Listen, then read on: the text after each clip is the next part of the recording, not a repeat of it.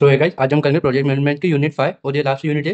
सो इसको क्या बोलेंगे अपन, प्रोजेक्ट एडमिनिस्ट्रेशन। तो ठीक क्या रहता है इसमें, प्रोजेक्ट की पेमेंट प्रोसेस रहती है। So money is given by the contractor step by step as the project follow work progress. इसका मतलब ये है कि प्रोजेक्ट अगर अपन कोई भी कंस्ट्रक्शन या कोई भी कुछ चीज ऐप बनवा रहे हैं ना, सो उसके अंदर स्टेप बाय स्टेप बनने के पहले थोड़े पैसे देंगे, फिर बीच में देंगे, फिर लास्ट में पूरा पैसा देंगे।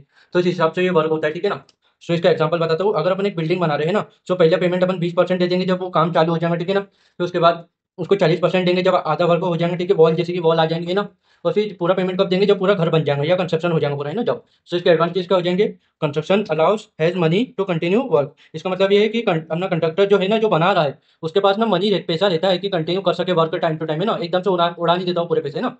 तो इसलिए क्या रहता है, ये help owners check the process, ये ना ओनर को हेल्प करता है कि कैसा क्या काम चल रहा है, वो देखने में उसकी प्रोसेस, है ना।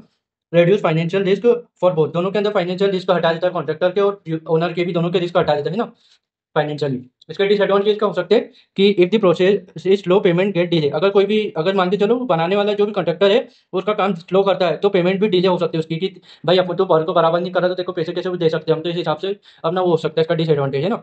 और ये ना इसके अंदर नीड टू गुड रिकॉर्ड करना पड़ता है अपने को, है ना, कि क्या हो रहा है क्या नहीं हो रहा है, टाइम पे बराबर हिसाब से होना चाहिए, ठीक है ना। अगर ये नहीं हुई तो ये इसका डिसएडवांटेज में आ जाएगा, ठीक है। सो एक्सपेंडिचर प्लानिंग क्या रहता है, planning how and when money which be spend during the project. इसका मतलब ये है कि प्लान करना पैसे कब और कहाँ लगेंगे, है ना, उस अपना स्मार्ट डिपेंडिंग स्पेंड करना है ना, स्मार्टली उसके।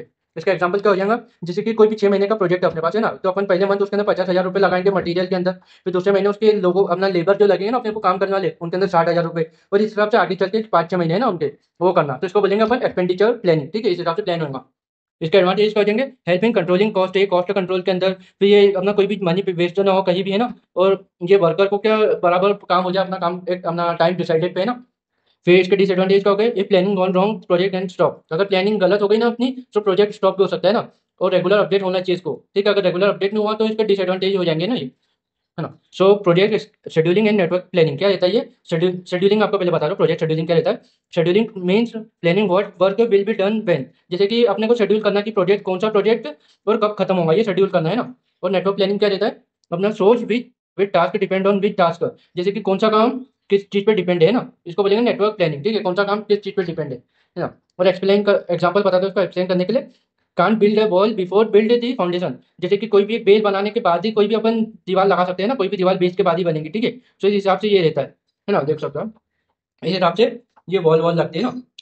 सो ये कोई भी बेस के बिना ये वॉल नहीं लगेगी, तो ये एग्जाम्पल लिखा है ना, ठीक है। सो है ना, this this is shown in a network chart, है ना, ये नेटवर्क चार्ट के अंदर भी शोन है ना। अब आपको बता दो इसके टूल्स क्या लगेंगे, टाइम चार्ट लगेंगे अपने को, बार चार्ट और टाइम कितने टाइम में क्या हो रहा है, ठीक है ना। फिर नेटवर्क डायग्राम लगेंगे अपने को, सीपीएम और पीईआरटी, ये मैं आपको एक्सप्लेन करूंगा अभी, ठीक है ना।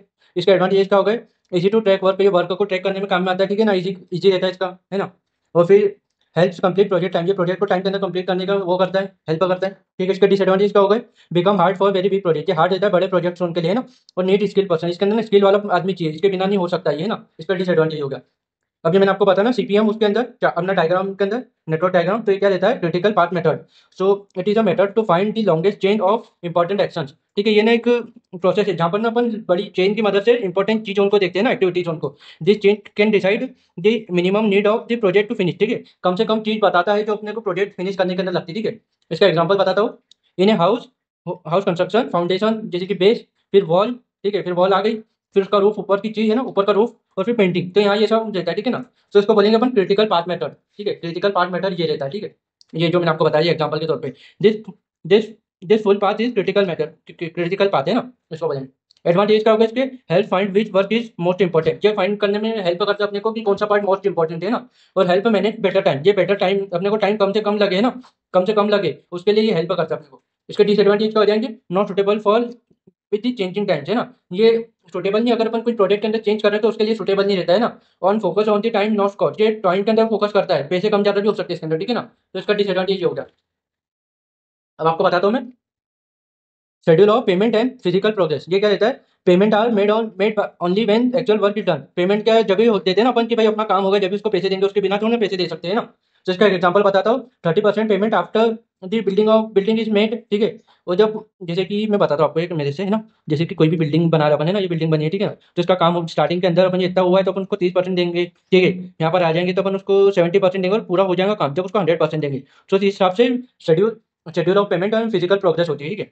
इसका एडवांटेज क्या हो जाएंगे, है ना। इसका एडवांटेज होगा ओनर पे ओनली फॉर रियल प्रोग्रेस। ये ओनर का जब पूरा प्रोसेस, ओनर पैसे जब भी देगा ना उसके, जब उसका काम हो रहा होगा, नहीं होने पे थोड़ा ना देगा वो पैसे, है ना। फिर यहाँ कॉन्ट्रैक्टर विथ सीनियरली, है ना। अगर कॉन्ट्रैक्टर वर्क अगर अच्छे से करेगा तो बराबर होगा, ठीक है ना।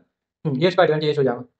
तो इसके डिसएडवांटेज क्या हो जाएंगे, आर्गुमेंट विद, अगर कोई आर्गुमेंट हो जाती है अपने उसके साथ, ओनर या कॉन्ट्रैक्टर के बीच, सो अपना जो वर्क होता है ना अपना, वो बीच में रुक सकता है, ठीक है, वो पॉज रख सकता है वो वर्क में, ठीक है। सो ये डिसएडवांटेज हो गया इसका।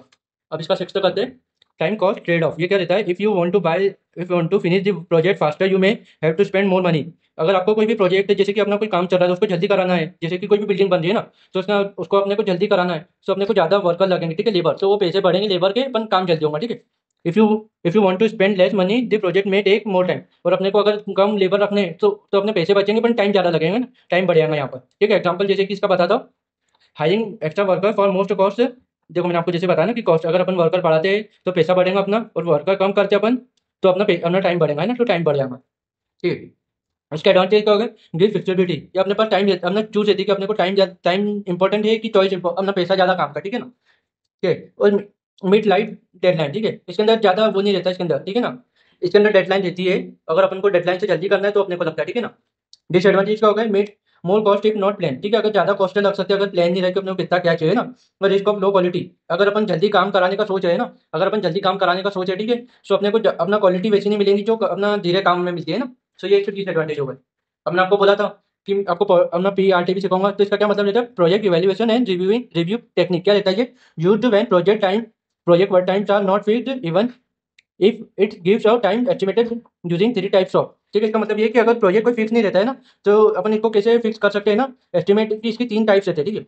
जैसे ऑप्टिमिस्टिक्स रहता है जिसको अपन ओ बोलते हैं, इफ एवरीथिंग गोज वेल, अगर सब चीज सही बराबर चल रही है ना तो ये काम होता है, ठीक है। और मोस्टली लाइक, जैसे कि अपन सोचते हैं कि ऐसा ही चलना चाहिए, ठीक है ना, स्वयं बोलेंगे उसको नेचुरल सिचुएशन है उसको, ठीक है। फिर परमिस्टिक्स प्रॉब्लम, ठीक है ना, अब ना अगर कोई प्रॉब्लम आती है तो पी, है ना, तो इसका फॉर्मूला क्या रहेगा, टी, है ना, एक्सपेक्टेड टाइम करेंगे।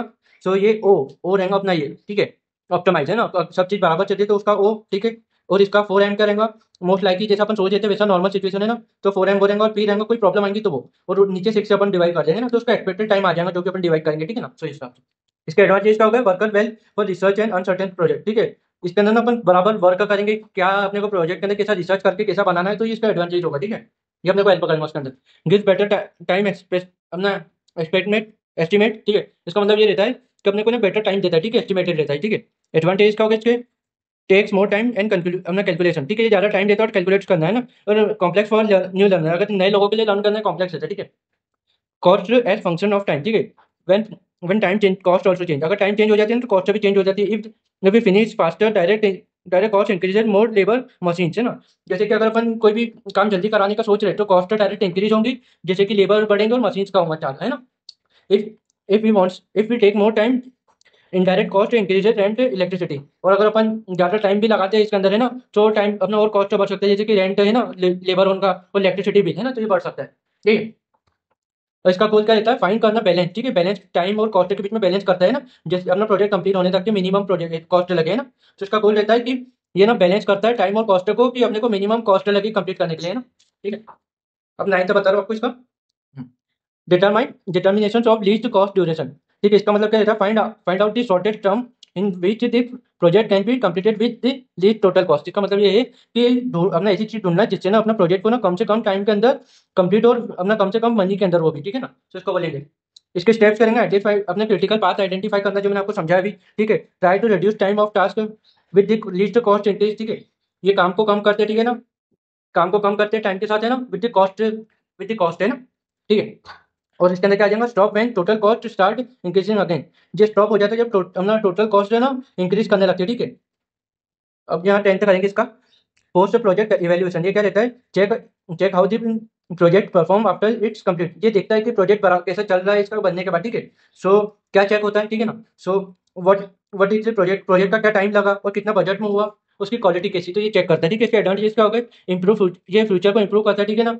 और ये लर्नर के अंदर मिस्टेक नहीं देता है, ठीक है ना, लर्नर के अंदर मिस्टेक नहीं देता है, ठीक है। इसके डिसएडवांटेज क्या हो गए, often if ignore if often ignore if not compulsory, ठीक है। इसका मतलब ये हो गया कि अगर कोई भी चीज़ अपने को इग्नोर कर देता है, ये कभी कभी कोई भी चीज़ इग्नोर कर देता है जो कंपलसरी हो सकती है, अब कंपलसरी नहीं हो सकती, ठीक है, ऐसा एक अपनी चॉइस है जैसे कि, ठीक है। सो 11th हो गया इसका लास्ट प्रोजेक्ट मैनेजमेंट सॉफ्टवेयर, ठीक है। सो बेसिक इंट्रोडक्शन इसका ये हो गया कि software tools are software tools are एक सेकंड जस्ट एक हाँ सॉफ्टवेयर टूल्स एक सेकंड का software tools help in planning scheduling tracking project manage process. इसका क्या रहता है, सॉफ्टवेयर के जो टूल्स रहते हैं ना, जो अपने को हेल्प करते हैं प्लान करना, शेड्यूल करना और ट्रैक करना कि प्रोजेक्ट कैसा चल रहा है, ठीक है, उसकी प्रोसेस। सो ये करता है प्रोजेक्ट मैनेजमेंट सॉफ्टवेयर, ठीक है। जिसके पॉपुलर टूल्स कौन से हो गए, एमएस प्रोजेक्ट हो गया जो अपने को ना बड़े प्रोजेक्ट की प्लानिंग में काम में आता है। फिर प्राइम मेरा आता है जो अपने को कंस्ट्रक्शन बड़े प्रोजेक्ट की कंस्ट्रक्शन में काम में आता है, ठीक है।